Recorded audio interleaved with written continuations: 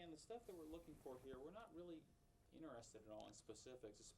Let's give it a shot. We don't use our questions, so if you can incorporate our question in your answer. Okay, now I have additional duties to perform here, huh? Okay. What was it like the day that I asked the question? Try it, see what this feels like. You may be aware of the fact that people in other parts of the country sometimes think that Louisiana's politics and New Orleans' politics are a little bit different than other places. How do you feel about that?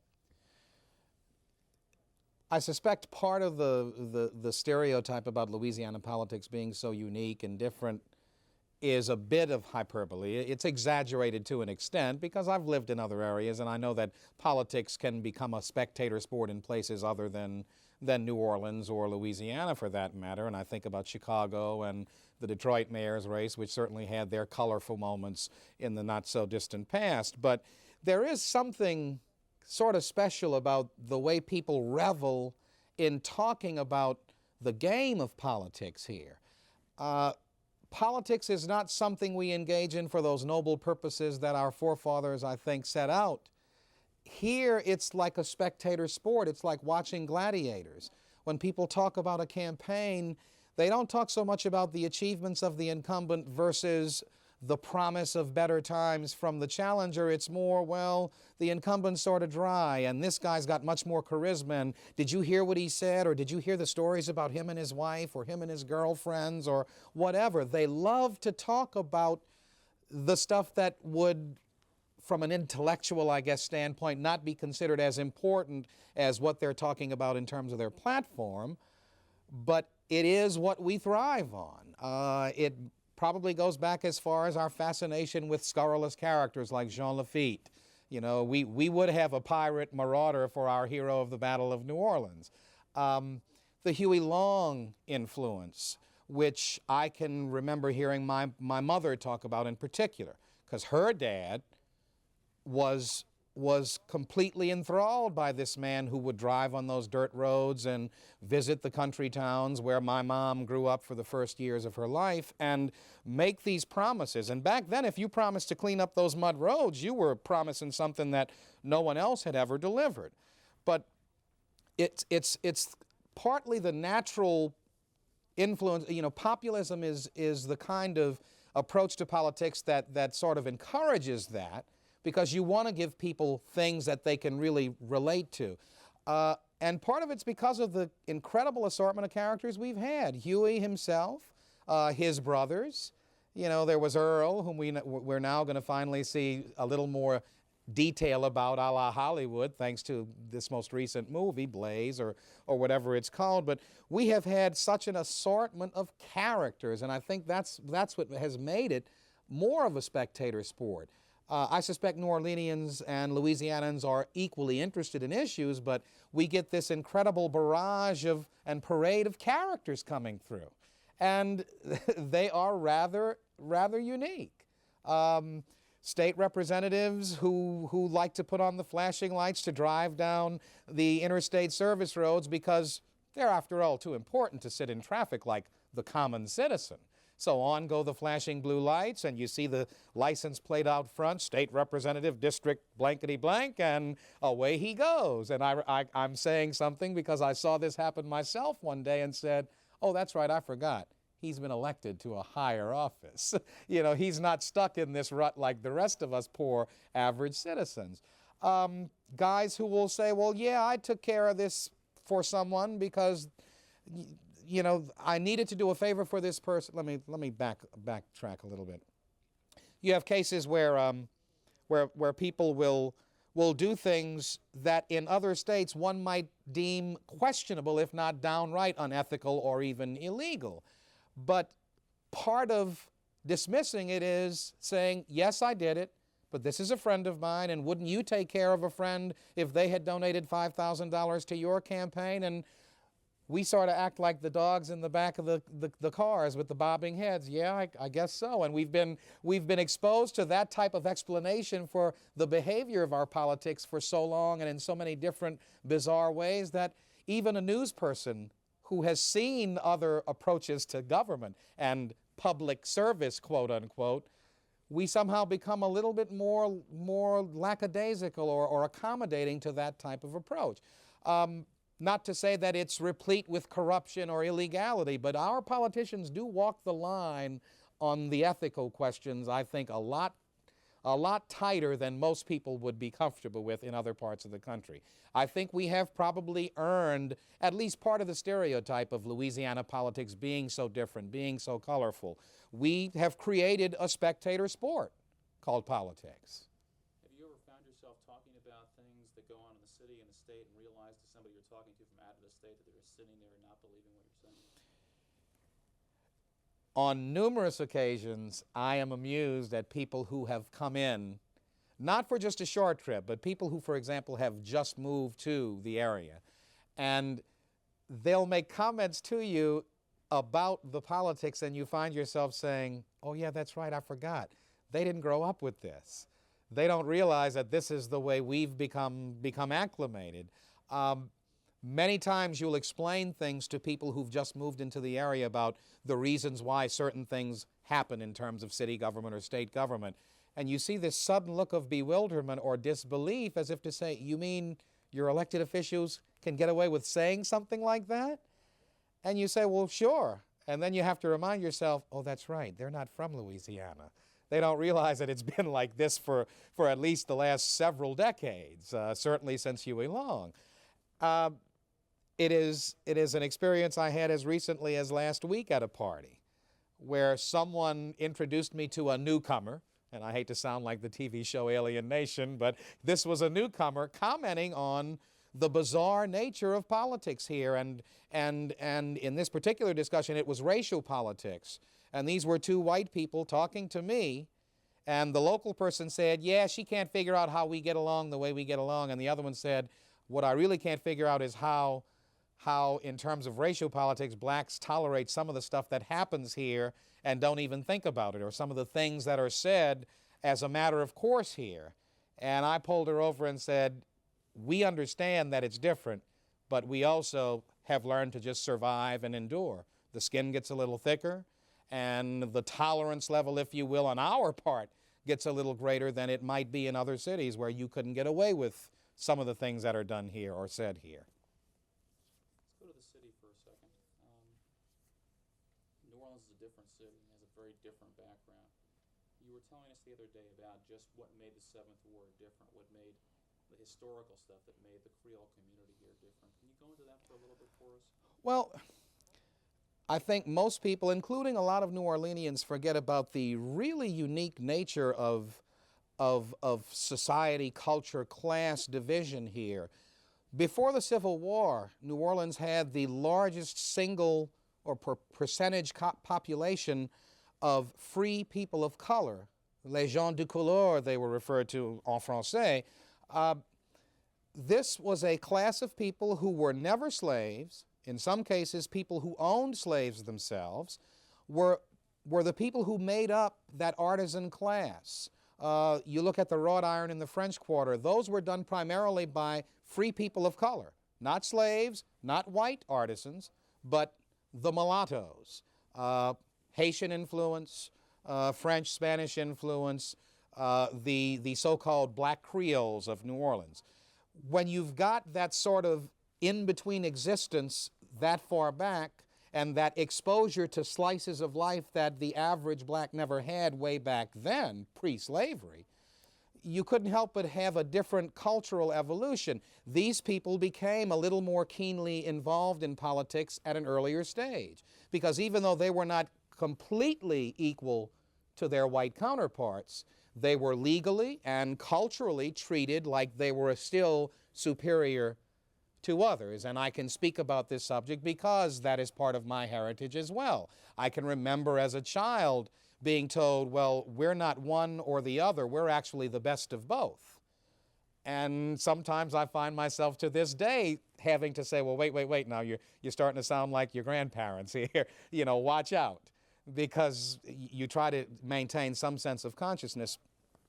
The Seventh Ward in particular was where the largest concentration of free people of color could be found 100 years ago and 10 years ago, for that matter. Their descendants, that is.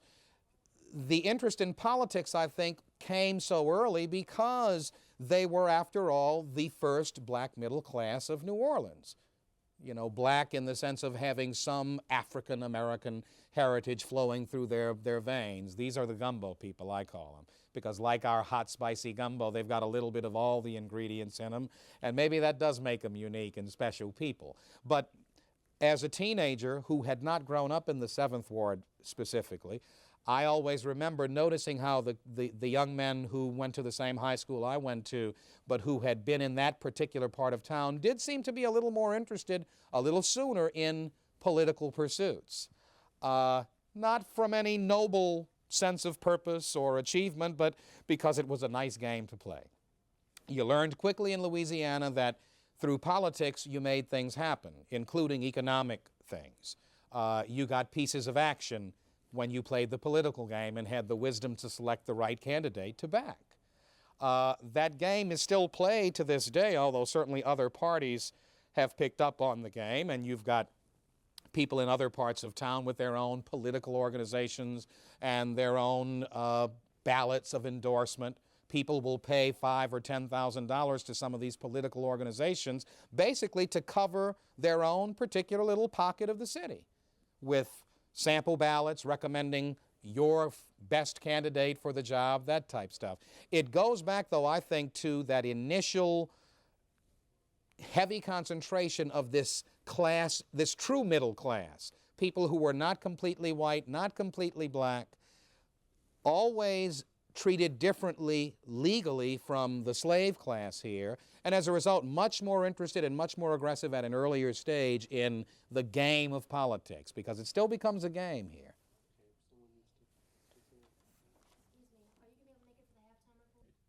You don't think so?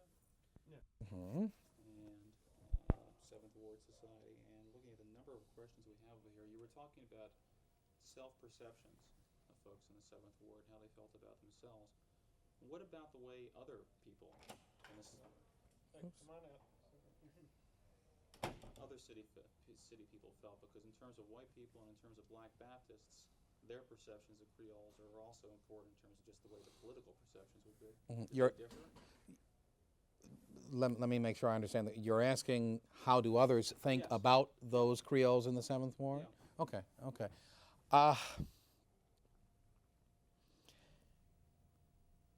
Others' perceptions of the 7th Ward.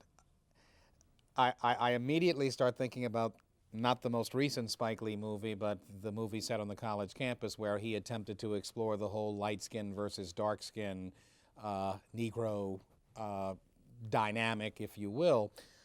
I don't know that that is the same picture that I grew up with here. I think white Orleanians, having always been exposed to this middle ground, if you will, these people of color, was probably more comfortable with the notion than other parts of the country. I can remember going away as a teenager to do prep school summer programs and being asked, well, what are you? You don't sound like our, and I'm adding my own words here, stereotype of a black Southerner. You don't look like one. You look more like a Honduran or a Nicaraguan. What are you? And I'd say, well, I'm a black person from New Orleans. And if you got to know them, you might say, well, my family would say we were Creole. And then, of course, they pick up their academic publications and they find the definition of Creole is a white person who is half French, half Spanish. Only recently have scholars pointed out the fact that there was always another class of people who called themselves Creoles. Perceptions of those people, most of whom I guess you could find back then in the 7th Ward, I would think white people viewed them with some amusement, because here was a class of people who themselves treated blacks as though they were a separate and inferior class, or caste, if you will. From the other perspective, black Baptists, black people from the lower echelon, descendants of former slaves, if you will, viewed, I think rightly so, with some resentment these people who were, after all, legally still colored folk, legally still bound by the same rules as to what you could do and what you couldn't do in most cases. Yet they have the nerve to think that they're superior to us because their hair is a little straighter, their skin is a little lighter. There are stories in the old days, you know, the 1940s, 1950s, of parties being held where if you didn't pass the brown paper bag test, you didn't get in. And I'm not sure if people in the rest of the country have ever heard those stories, but if your skin was borderline, like mine, for example, there were parties where parents would actually put a brown paper bag up. And if you were lighter than that or no darker than that, you got into the party. You were allowed to date their daughters. And it worked both ways. Sons were encouraged to go after girls who were fairer than they, or the fairest of the fair. And these were people of color talking about fair. Now, were there political consequences of this? I mean, it's because you take a look at the first wave of citywide elected officials that were successful in the city, and the names all sound very familiar. If you want to try to, I don't know that you can draw a perfect logical correlation between what we're describing in terms of these people of color, these Creoles, and the initial political successes, but I submit to you, just take a look at the first black mayor, who is as fair as most white people I've ever met. In fact, fairer than some Italians and other Mediterranean white people I have met and had long-term friendships with. You can look at the second black mayor. And frankly, that whole wave of early politicians who were, in point of, I see him changing tape. Oh, no, changing batteries. I just screwed that up. I'll start that all over again anyway. Okay, why don't you go ahead and switch batteries? I think they were trying to get my attention. Could you possibly open the door and find out if they need me again to record that? No problem. I can actually make them wait a few minutes if we want to just go. When I looked at that, the first, or a large part of the first generation of successful black politicians in this town, they had French-sounding names. And I was going, what's going on over here? What about the perceptions of these folks that seem to have something to do with this wave of success in New Orleans? Well, I don't think it's completely accidental that all of the initial black success stories politically did come from this area of town, this particular type of cultural background.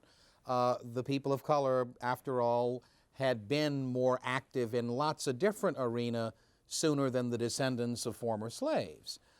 So I guess it was natural that the initial wave of political success stories would be from that same cultural slice of the pie, if you will. It's no accident that the first black mayor of New Orleans was hardly black from a physical descriptive point of view, and in fact fairer than a lot of white people in this town. It's no accident, I suspect, that the second black mayor was of similar ilk, although they're two very different people, perhaps personality-wise, physical features-wise, they are yet and still both very, very fair-skinned blacks. I don't know that's the entire story, however, because in all fairness to Dutch Moriel, the people who elected him were without a doubt across the board black voters. They were not just the blacks who had descended from that Creole class and whites. To the contrary, when Sidney Bartholomew got elected after Dutch's 2 terms had been served, it was a slightly different wrinkle. Here was a guy who I think, and certainly other documentaries have pointed out the fact that here was a guy who represented perhaps to the white voting population here someone more acceptable, if you will, than the darker-skinned candidate who was also in that race. It was a very interesting spectacle, if you will, to have 2 black candidates, one very fair, curly, fine textured hair, the other dark-skinned, came from country background, etc. It was interesting that when given that choice, blacks gravitated towards the darker candidate and the lighter-skinned candidate actually got into office, frankly, because of the overwhelming numbers of whites who I think perceived him as a less threatening candidate because, after all, these people had a little bit of both worlds and both bloodlines, if you will, flowing through their veins. I don't think that's accidental at all.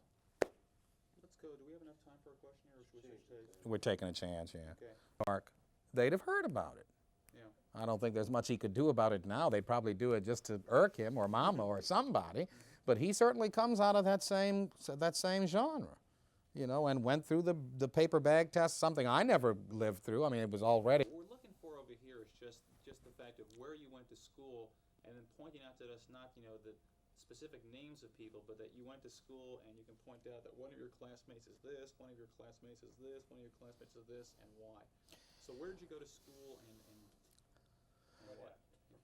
A lot of those people who were the early success stories happened to share the same high school experience with me, and I think that had also something to do with that interest at an early stage in politics. St. Augustine High School was established by the Josephite priests with the express purpose of creating a parochial school, all-male school type environment specifically for young black men in town.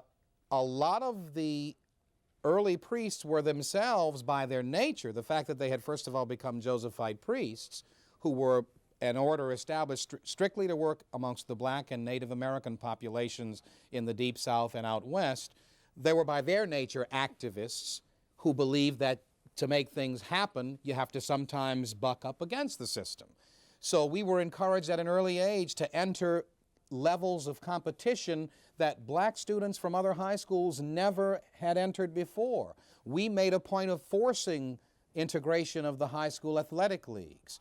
I was never athletic, but as a speech and drama student, as a vocal student, I can remember as early as my 9th grade or even my 8th grade year there, because I started in their 8th grade accelerated program, we were encouraged to go out and compete in speech tournaments, not with the league that all of the Negro schools were forced to compete in, but we just said, hey, we're coming into this tournament. And when we would start to win at these things, you see, it was like lights being turned on all over the place. Hey, we can do this. When we're given a chance to compete on a fair ground, we can win. Sometimes we lose, and sometimes we may say, well, we were the victims of someone who wanted to unfairly penalize us. But when you got that taste of victory, I think it translated far beyond the level of high school, extracurricular competition. St. Augustine High School encouraged us to think that we were just as good as anyone else. It encouraged us to go out and actively say, hey, look at us. We're just as good. Vote for us, I think, was a logical extension of that attitude, with a capital A, that they instilled in us as young men. We were programmed to think in terms of voting registration drives, to help out candidates who were deemed more progressive and more supportive of civil rights causes. I can remember we supported both black and white candidates, even in the late 60s. We were never programmed to think only in black terms, but we were programmed to understand that you got to work, and sometimes work that system and work through voting and voter registration, and even if it meant operating sound trucks for candidates through black neighborhoods, a lot of us were exposed to that at a very early age. Now, looking at the school, can you take a look at your classmates and point out, where they are today in terms of the consequences? Looking back at some of the people that I can remember being there either a few years before me or a few years after me, I can see, first of all, the mayor of the city, the second black mayor of the city, naturally, Sidney Bartholomew, but a host of state representatives, lawyers who don't practice criminal or civil law, but who specialize in things like municipal and state bond issues, hotshot bond brokers, people who are not, if not directly involved in politics in terms of being elected officials, people who are right there on the sidelines calling lots of shots, doctors, lots of lawyers, primarily state representative types, city council people. I mean, we've pretty much monopolized to this day the numbers of elected officials, and this transcends even the so-called Creole 7th Ward mystique. I can think of one state representative in particular from the lower 9th Ward who was also a St. Aug boy, was one of the drum majors, so leadership roles were something he always enjoyed. He was the star of the show during halftime at football games because he was drum major, and now he's one of the stars of the show when he flips on the lights in his Mercedes-Benz and runs down the road to Baton Rouge, or runs up the road to Baton Rouge to be one of the more effective state lawmakers we have. We've got them who are sort of brash and flashy, like Willie Brown in California. We've got our own equivalents of that. We also have the quiet movers and shakers, people who don't want... He's dealing with your hair, that's all right. We have people who range the full gamut, from the quiet, nose to the grindstone types who are elected officials but not very flashy. You have others whose dream in life would be to be deemed the Willie Browns of Louisiana. You've got Mayor Sidney Bartholomew, you've got bond attorneys, you've got stockbrokers.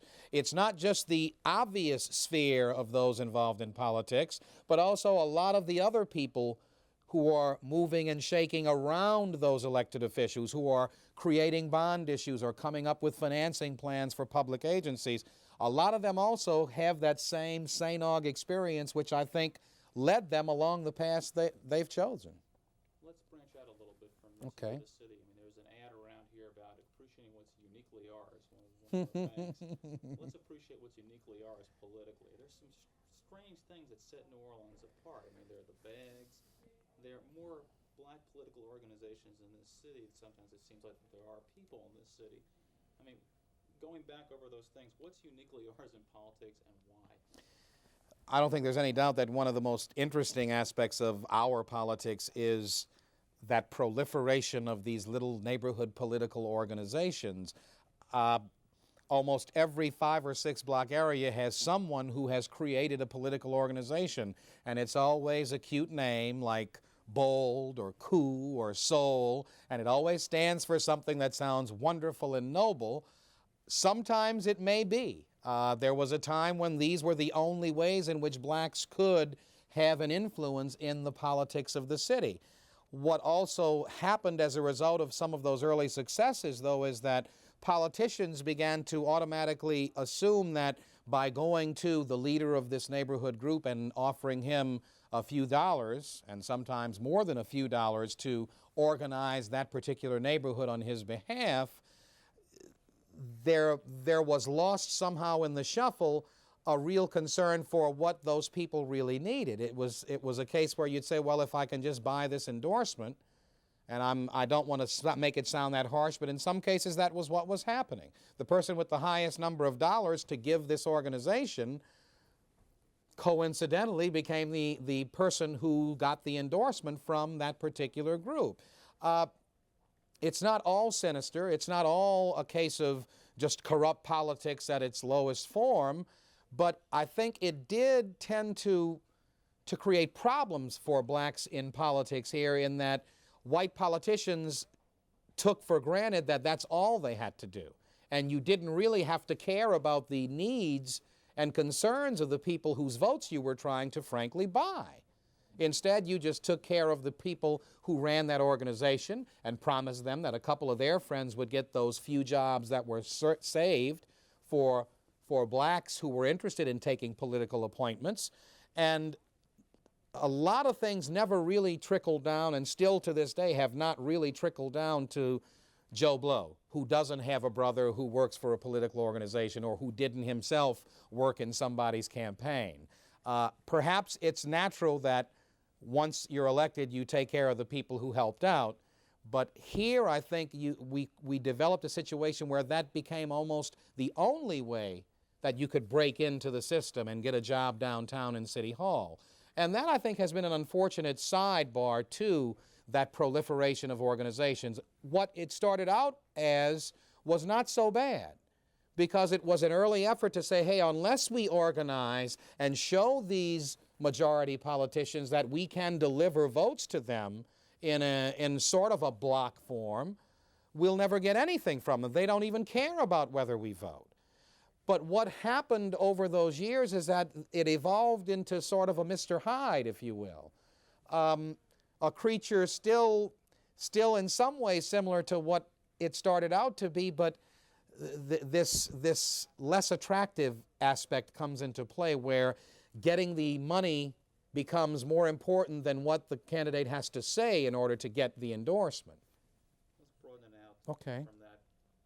In New Orleans especially, people seem to know their elected officials, or they act very much like they know their officials. Their feelings are personal, they're close.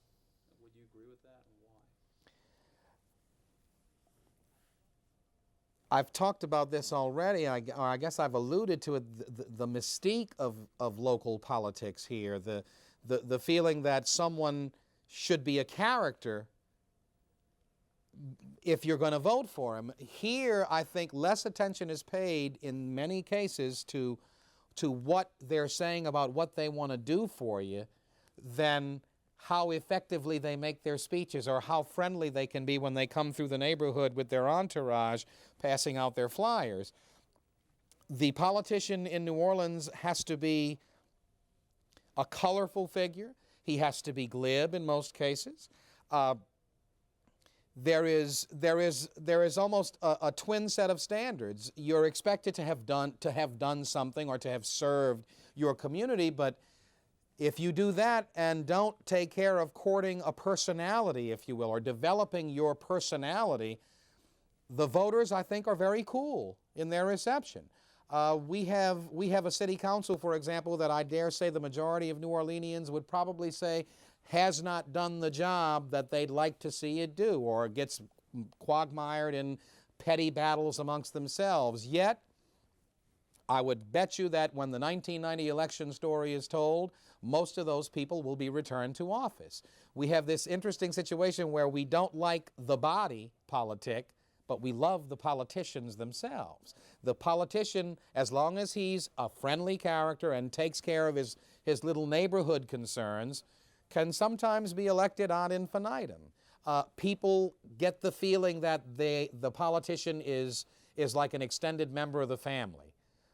Even if they don't like this particular uncle or cousin, he's still part of the family. And once you get in, it's hard to get you out, even if you haven't done everything that was expected of you. Because by then, of course, you're building that machinery, that delivery system, if you will, taking care of a few potholes here, getting someone's brother out of jail there. Things like that are done effectively, I think, by our local politicians. I wish other things got done as effectively. But the average person here, I think, sort of embraces these people, especially those who are more colorful, and is willing to wink at little indiscretions, is willing to wink at perhaps stretching ethical points, because after all, they're a nice guy, and you find out that somebody's working for them who you know, and you're afraid, well, maybe they'll lose a job if this guy gets voted out or this woman gets voted out. So, by and large, they're not bad sorts. They're friendly, and they've taken care of us on the little issues. Well, then how do you understand another place, like the state where I come from, where most people don't even know who their state reps are? I can remember living in Connecticut and later in Maryland, where now there were some differences even between Connecticut and Maryland. In Connecticut, you didn't pay that much attention to your local assemblyman or representative, if you will. In Maryland, there was probably a little bit greater interest in politics. But then again, there are many people who've pointed out that Baltimore, for example, is the closest thing to New Orleans in America in terms of similar cultural diversity and similar approaches to the way things are done. Interestingly enough, Baltimore's another area where a few elected officials over the years have gone down over political corruption charges. So maybe there's more similarities between us than we care to admit. There is this cult of the politician as a personality here, though. The media contributes to it because we treat them like almost as though they were entertainers or celebrities, if you will. In many respects, the politicians in South Louisiana are treated very much like your home team ball players or your favorite singers. Local boy makes good as a national recording artist. Well, politicians who can get elected in this incredible system here are also treated in many ways like celebrities. You begin to embrace them as such, and perhaps at the expense of holding their feet to the fire when the issue of public servant comes up. Some people have said over the years that you get elected in Louisiana to get rich. Or it's interesting that a lot of people who came into office with very few nickels to rub together in their own pockets suddenly emerge from a few years of political life with a lot more going for them than they had before they became dedicated public servants. I'm not suggesting something illegal has happened in the interim, but there must be something about it that those who get to that inner circle pick up along the way. You do, or we do, treat our politicians like they're something special. They are not our servants. They become celebrities, if you will. And once they achieve that status, and usually it takes anywhere from 2 years to 4 years to do it, it's not a long, hard process, they become much more difficult to unseat. And I think that's true when you look at local council races, etc. People who may generate negative headlines throughout their 4-year term still get reelected because they've done a little bit in terms of taking care of the neighborhood requests, taking care of that brother or sister or cousin who got in jail or got into a little skirt with the law and needs a little help from a politician to get him out right away. So for God's sake, they don't spend the night in prison or something like that. Little things like that go a long way towards dispelling any concerns the electorate may have with the bigger issues where their politicians perhaps were not as successful in tackling problems like the budget, for example. As long as they take care of the little stuff, the budget becomes, well, something we'll worry about next term. New Orleans has got a black mayor. It's got a black majority council. Most of its state representatives at this point are probably black. To outsiders, it's a black-controlled city politically. Ha! New Orleans has a black mayor, majority black city council, majority black school board. Most of our state reps are black. And yet, if you told the average black New Orleanian that black people run this city, they would laugh at you. I can't help but chuckle at the thought myself. It is a phenomenal thing that has happened here where, despite these political advances, economically blacks in this city probably enjoy some of the worst disadvantages you can find in the nation. And it's not just unique to New Orleans. Several recent articles have pointed out that for all their political successes, black Americans' gap versus white Americans economically is getting wider instead of narrower. But here it's cultural, it's economic. You see, the people who have helped put those blacks in office have by and large been whites with money. And the people who donate to the campaigns are the ones who wind up with most of the consulting contracts, with most of the architectural contracts, because to this day, you don't have that many black contractors who can successfully, point to several major projects that they've received, at least through public dollars. You have this crazy dichotomy where if you look only on one level, you got all this going for you. You've got all these black elected officials. But if you look beyond them and see where the real money is being spent, where the real money is being directed in terms of projects, things have really not changed from the good old days. You still have a horrible, horrible disparity between one part of town and another.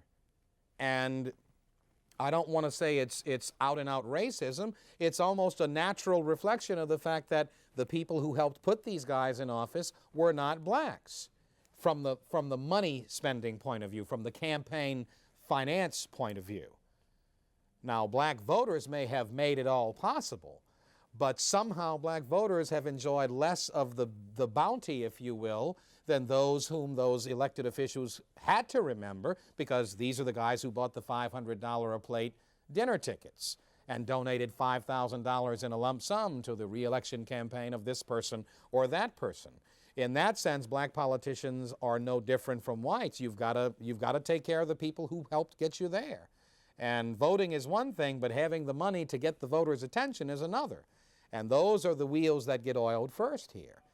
It is phenomenal to me that for all of our successes in terms of achieving black mayor, black school board, black majority city council, by and large, the people considered our community leaders still come from another part of town.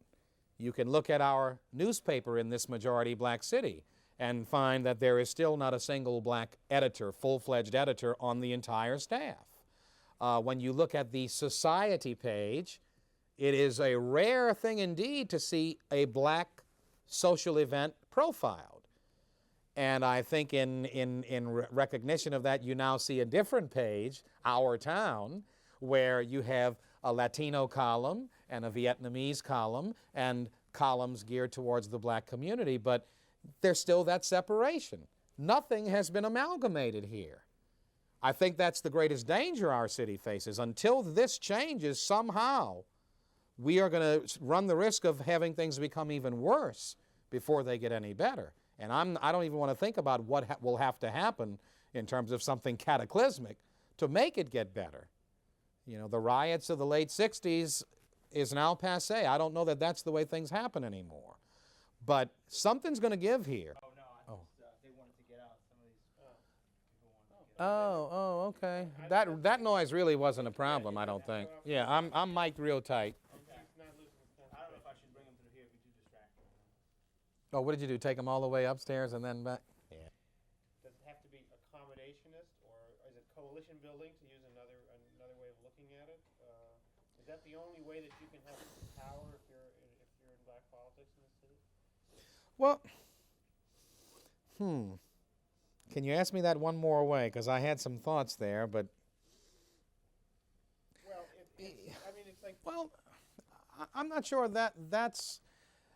I think there's a difference between the first black mayor and the second black mayor, in that the first black mayor, for all of his dependence on lots of white dollars campaign support-wise, always tried to generate a higher level of consciousness, if you will, when it came to trying to make things happen economically here. I don't think anyone can take away from Dutch Morial his efforts to force the powers that be to open up at least some of their doors to others. It probably is the reason he fell into less favor with a lot of the people who initially supported him in the first term, because he never stopped saying, we've got to open up the pie more. He never stopped saying, if people come in from the suburban areas and then leave our community every night for their bedroom communities, then we should try to do what other cities in the nation have done, and that is impose some kind of earnings tax or metropolitan income tax, if you will. He caught as much heat for that as anything he ever proposed to the city.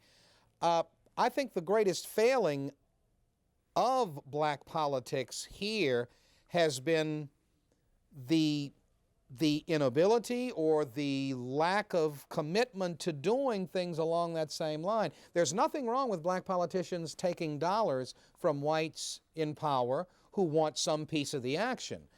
I think it becomes a problem when you begin to take care of those people without also saying, hey, look, this is fine, but we've got to find ways of bringing our communities together.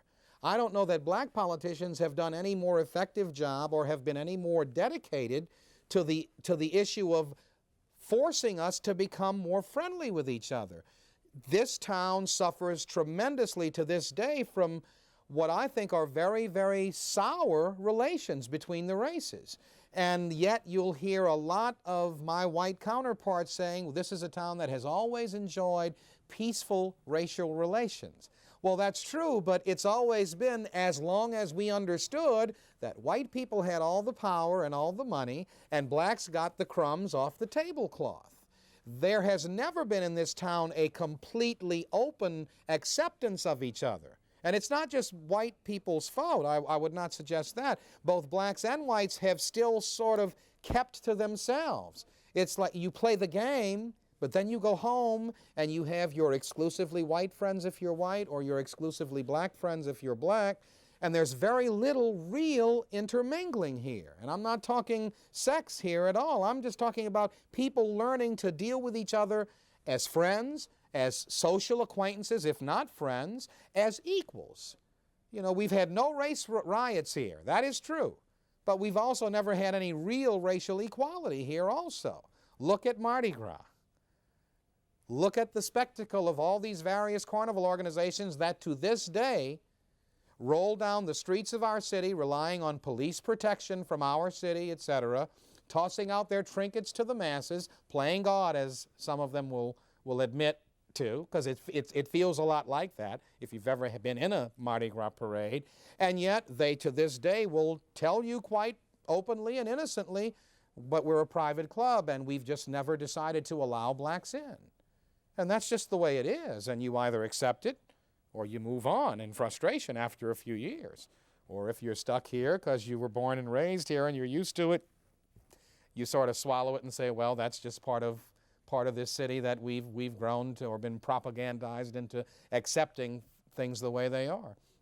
But it is a bizarre situation that has evolved here where despite all of that success in terms of the politics, blacks reaching political success, we still have done so little to generate economic development, for example, in this town compared to what happened in Atlanta after it got a couple of black mayors. These were guys who, while accommodating their white financial supporters and the movers and shakers who were already there, still somehow managed to get them at the same table with qualified black entrepreneurs and contractors, etc., so that everyone could enjoy a little bit. And so that everyone could have more dollars to spend in that incredible community of Atlanta. In New Orleans, that has not happened. And I think the lack of significant development along the lines of Atlanta is one of the prices we've had to pay for that. This used to be called the Queen City of the South. Now I dare say most people are looking at New Orleans and wondering if it isn't going to become the East St. Louis of the Deep South. And that would be a tragedy, considering the natural resources, the people resources that are still so wonderfully abundant here. That would be a tremendous tragedy for that situation to continue, and yet it does. That's great. All right. That's a nice finish. Yes. I sense that sounded like a usable bite there. I was going to shut up even if you hadn't cut me. We're gonna get 30 some room seconds of time. room time. Get some room time. Okay.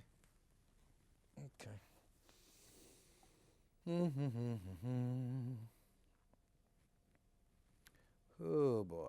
Hard. Yes.